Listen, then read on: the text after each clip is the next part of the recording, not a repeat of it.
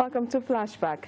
We begin on Monday, where the airlines operators of Nigeria warned that the flight operations of its members may experience disruptions due to a growing scarcity of aviation fuel. This latest development was contained in a statement signed by the spokesperson of the agency, Professor Obiora Okonkwo, who claimed that the scarcity was impacting negatively on seamless conduct of air transport operations and would lead to flight rescheduling and/or cancellations.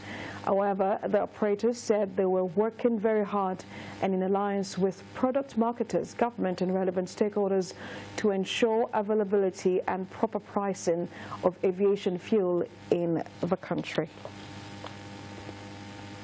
Also, on Monday, the Accountant General of the Federation, Mohammed Idris, was arrested over alleged money laundering and diversion of public funds. Mr. Idris' arrest came after failing to honor invitations by the Economic and Financial Crimes Commission. It was accused of to shortchange the country to the tune of 80 billion naira. EFCC intelligence showed that Mr. Idris diverted the funds through bogus consultancies and other illegal activities using proxies, family members and close associates. The anti-graft body said the funds were laundered through real estate investments in Kano and Abuja. On Tuesday, the Sokoto State Police Command declared the men seen in the viral video of the murder of Deborah Emmanuel wanted for culpable homicide. That was according to the public relations officer of the Sokoto State Command, Sanusi Abubakar. The police disclosed this in a statement after two other suspects were arraigned for killing the second-year student. The police spokesperson called on members of the public to cooperate with the force and report to the command or any security outfit in their domain if they have information on the suspects. Still on Tuesday, the death toll from a gas explosion that occurred in Sabongeri area of Kano State increased to 9. The Federal Ministry of Humanitarian Affairs said this in a statement, and made this known when the Director General of the National Emergency Management Agency, Mustafa Habib, when he arrived at the scene of the incident. Police had earlier confirmed the death of 4 persons and said it was a gas that exploded, not a bomb.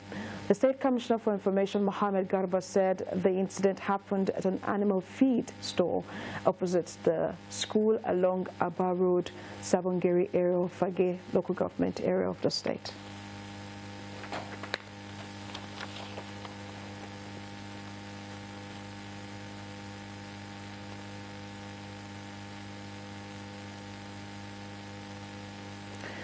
To Wednesday now, when the news that the Accountant General of the Federation, Mohammed Idris, was suspended by Finance Minister Zainab Ahmed over 80 billion naira fraud allegations. The indefinite suspension is pending the outcome of investigations by the Economic and Financial Crimes Commission.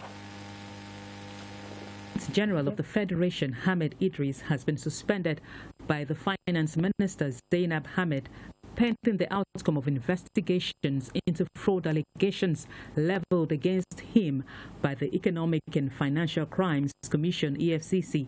This followed his arrest by EFCC operatives in Kano on Monday and subsequent movement to Abuja for interrogation. His arrest was due to allegations of money laundering and diversion of funds to the tune of 80 billion naira.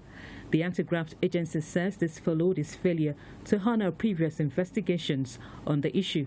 The Accountant General is alleged to have diverted the funds through investments in real estate in Kano and Abuja.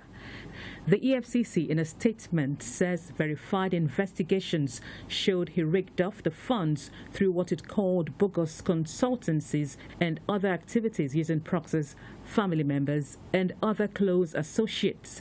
Mohammed Idris was first appointed Accountant General of the Federation in June 2015, following the exit of his predecessor, Jonah Otunla, from office.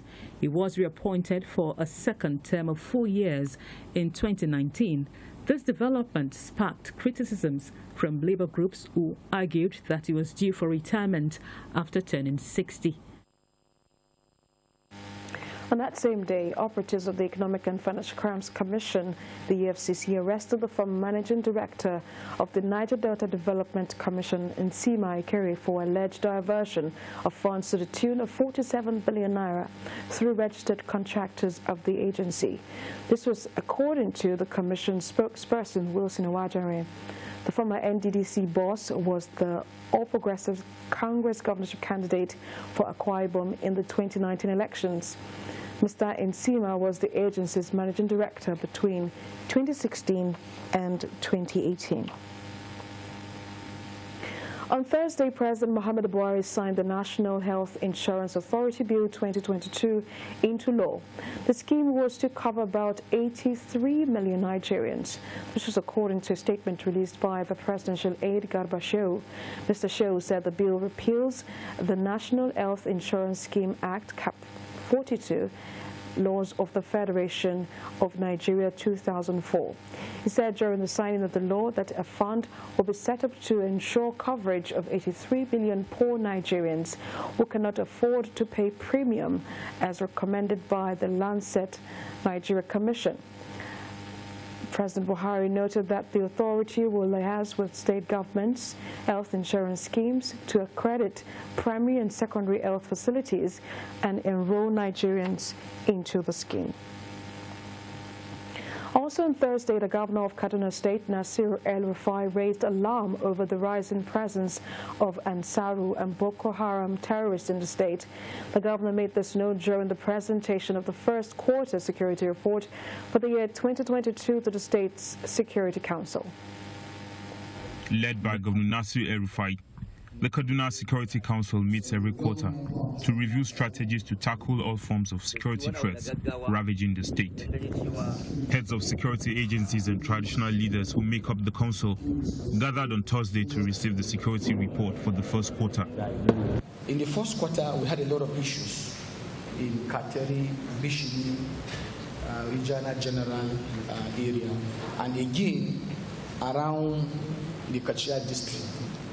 We have a total of 1,389, 350 males, 420 females, then 79 minors. Of great concern to the governor is the influx of Ansaru and Boko Haram terrorists into the state and their partnership with bandits. It was very clear that the terrorists were making comments like the forests in Kaduna are even better than Sambisa, so they should all relocate here. I think this is an area we should be very concerned about. The authorities are disturbed that terrorists are recruiting youths from vulnerable communities by luring them with gifts and cash. The governor now contemplates demolishing 3 communities along the Kaduna-Abuja highway, identified as a safe haven for terrorists and their informants. Is the continuous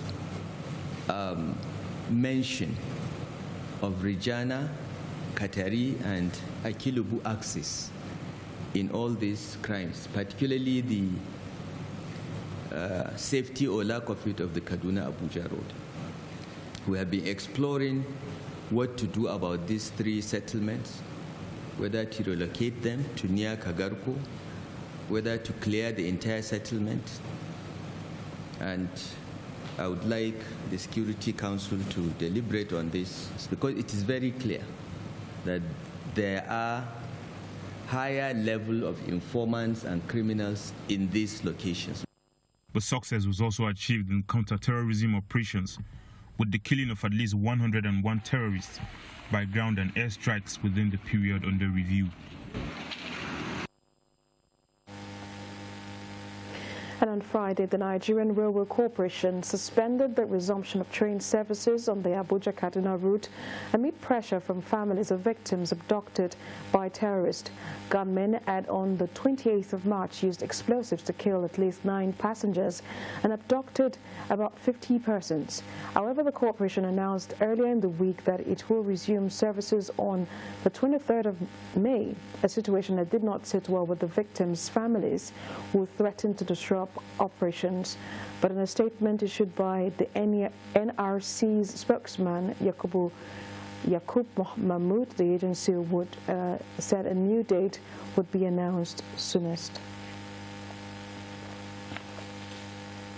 Finally, on Friday, the APC delegates in Bauchi State openly threw their weight behind Asiwaju Bola Tinubu in the forthcoming party presidential primary.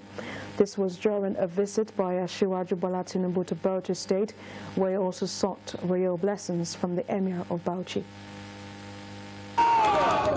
Asiwaju Bola Tinubu arrives Bauchi State to meet with APC delegates.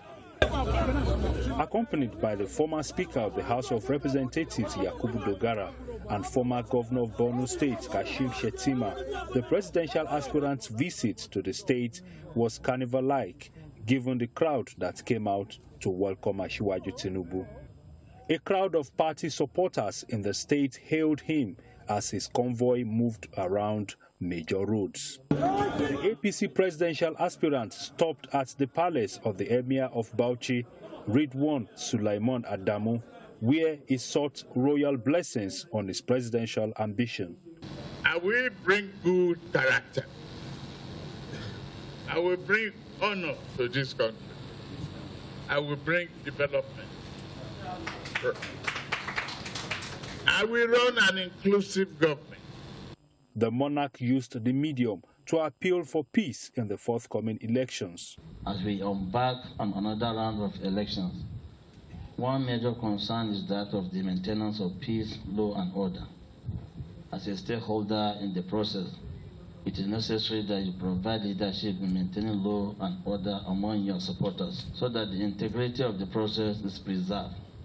He also visited an Islamic scholar, Sheikh Dahiru Bauchi, for prayers. The presidential aspirant met with APC delegates where he promised to give hope to both the young and the old if elected president. I want to serve my country. Nothing more than that. I want Nigeria to change. Our children education, security of lives and property. Asiwaju becomes the president of Nigeria. Former Speaker of the House of Representatives, Yakubu Dogara, having talked about the values of Asiwaju Tinubu, sought affirmation from the delegates if they are for Asiwaju Tinubu, and their response was unanimous. If we want to develop our oil potential, this is our president. So do we agree that all our votes in Bauchi are wrapped up and then we are offering it to Asiwaju? Have we all agreed? Those in favor say aye. Those who are not in favor say nay. No single nay. The ayes have it. Thank you. Asiwaju Bola Tinubu believes the consultation with party delegates will yield positive results for him at the presidential primary and by extension the 2023 presidential election.